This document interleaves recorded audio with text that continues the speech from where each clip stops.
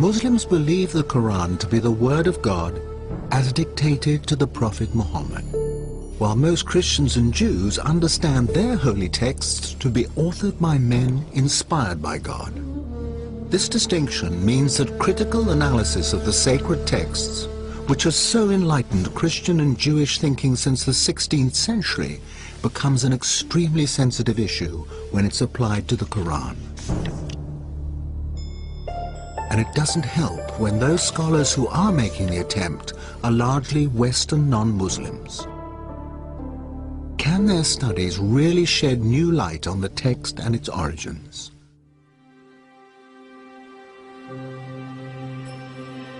In 1972, during the restoration of the Great Mosque of Sana'a, capital of North Yemen, workers discovered a mash of old parchments in a loft between the inner and outer roofs. The entire load was stuffed into some 20 potato sacks, where it might have remained were it not for the arrival 7 years later of Dr. Geert Puin, a German scholar and Quranic expert.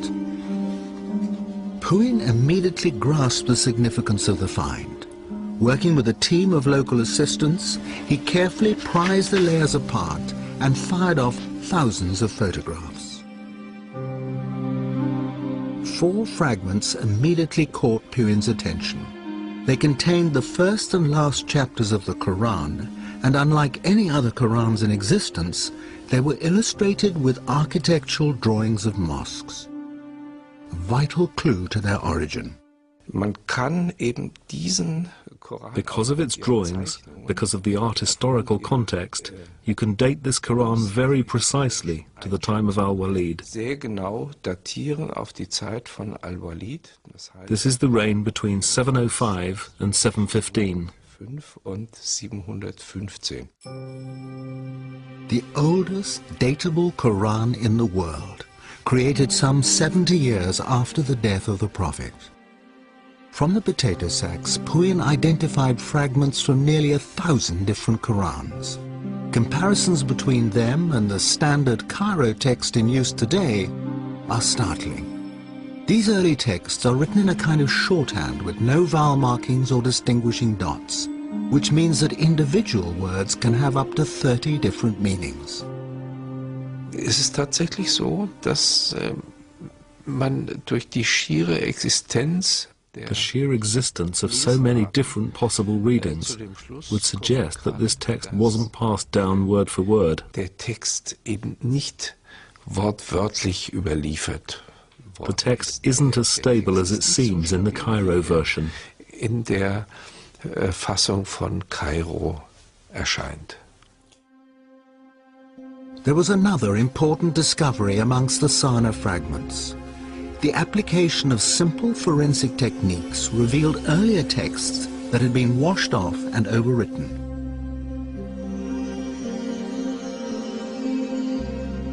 Although the hidden text revealed no contradictory meanings, words had been changed, verses and whole chapters rearranged. If his researches are correct, particularly on dating, it suggests, in fact, that the Quran was not a single product, a single entity that was fixed by 650, but actually developed much, much later, hence the overlaying of texts of written materials. None of this phases Islamic scholars, past and present. They are adamant that the integrity of the text has been preserved through a strong oral tradition, and if differences occur in earlier written versions, they say these are due to regional and colloquial variations of the same words and phrases. We accept that there is a diversity from the very beginning on very marginal things. It's not changing first the central message of the Quran, the pillars of our faith. In 2001, another German study caused such outrage that all mention of it was banned in some Islamic countries.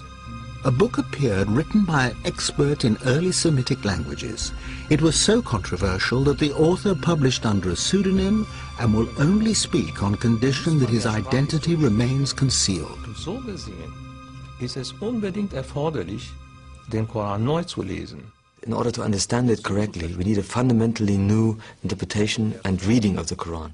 Dr. Marcus Gross helped to translate the book from its original German into English and is willing openly to express the author's views. Es wurde schon gesagt, 20%, ich würde sagen 25%. About a quarter or a fifth of the Quran contains unintelligible words or words which don't make real sense.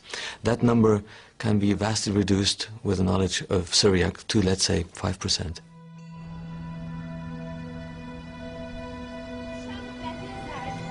Syriac or Syrio-Aramaic had become one of the dominant languages of Christian liturgy by the 3rd century. Christ spoke Aramaic, and it can still be heard in remote Christian communities like this town of Malula in Syria.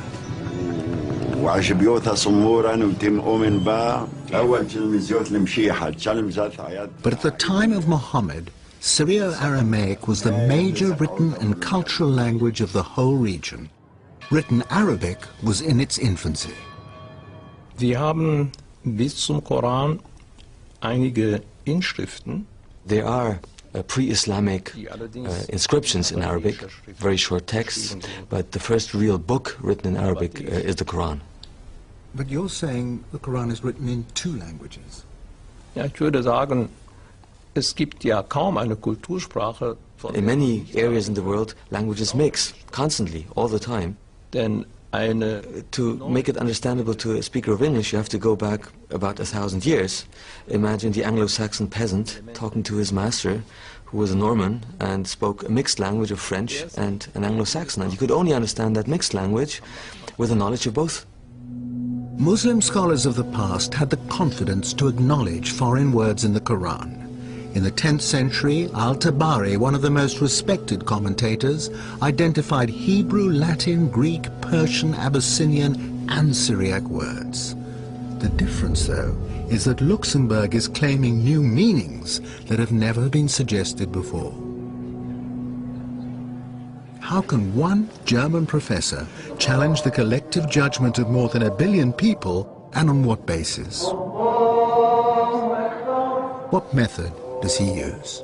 Ich bin natürlich bemüht, zunächst einmal eine arabische Lesung und eine arabische. Whenever I try to find a solution for an unclear passage, the first step is to try to find an overlooked meaning of an Arabic word which is not used today, but which can be found in old dictionaries, something that the commentators didn't consider.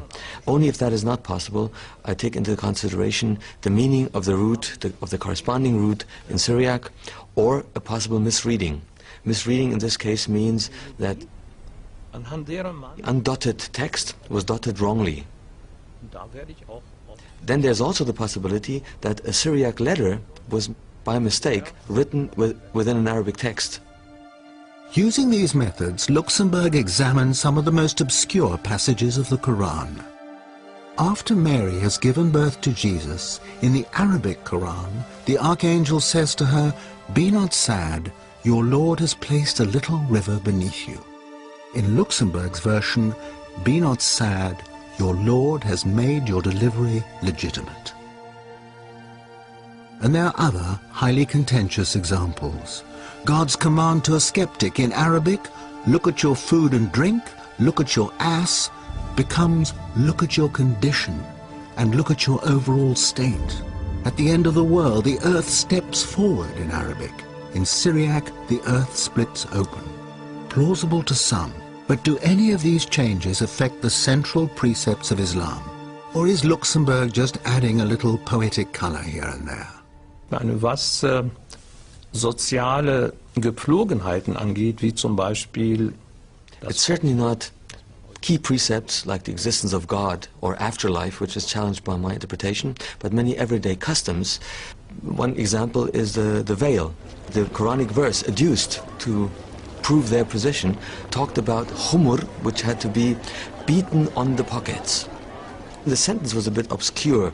It's usually rendered that it means cover your head and your cleavage. And if you have a look at the chador, the veil in Iran, for example, that's exactly what is covered. Aramäisch Gmar, dann verstehe ich ein Gürtel. But with my Syriac interpretation of the verse, my translation is, put your belt around your hips.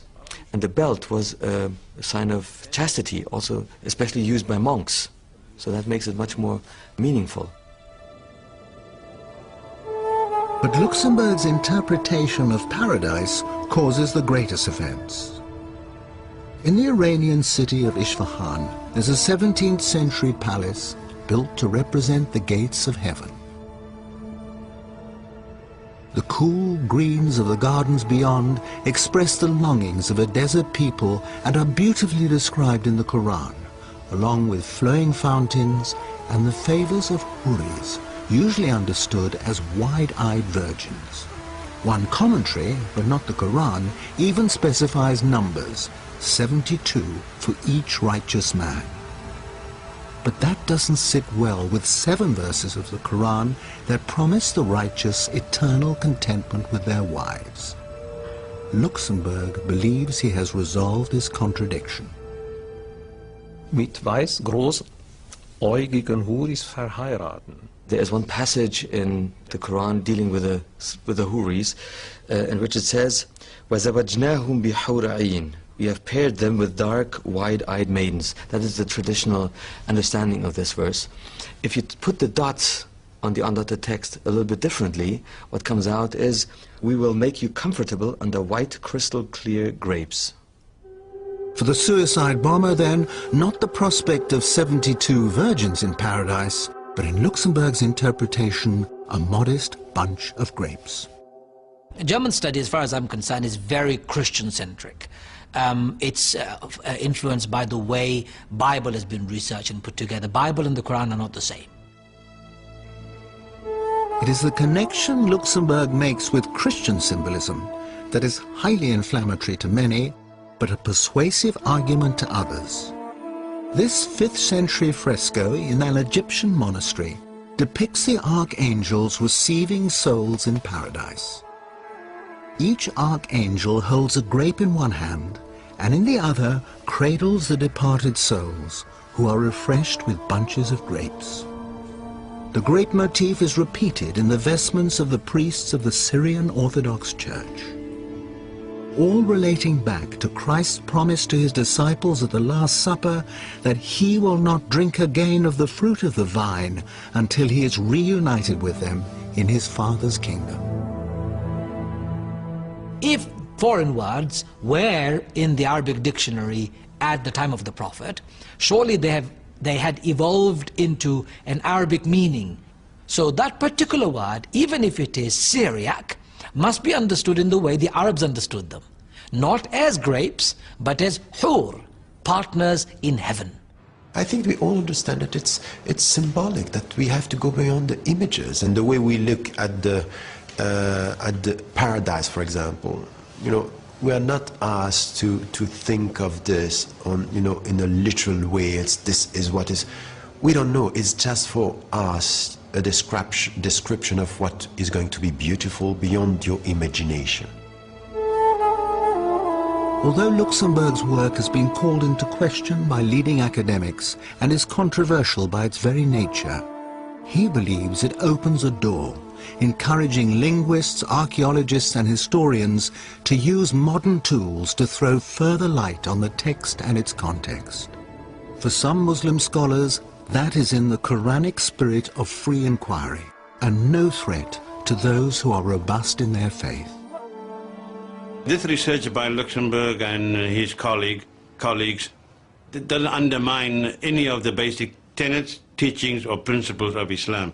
What it does, though, is to provide interesting questions. And we as thinking Muslims, as people of the 21st century, that we should say, yes, let's look at what he's providing. And let's not just condemn, but let's also see if this research has a historical base or is it a product of European Orientalism.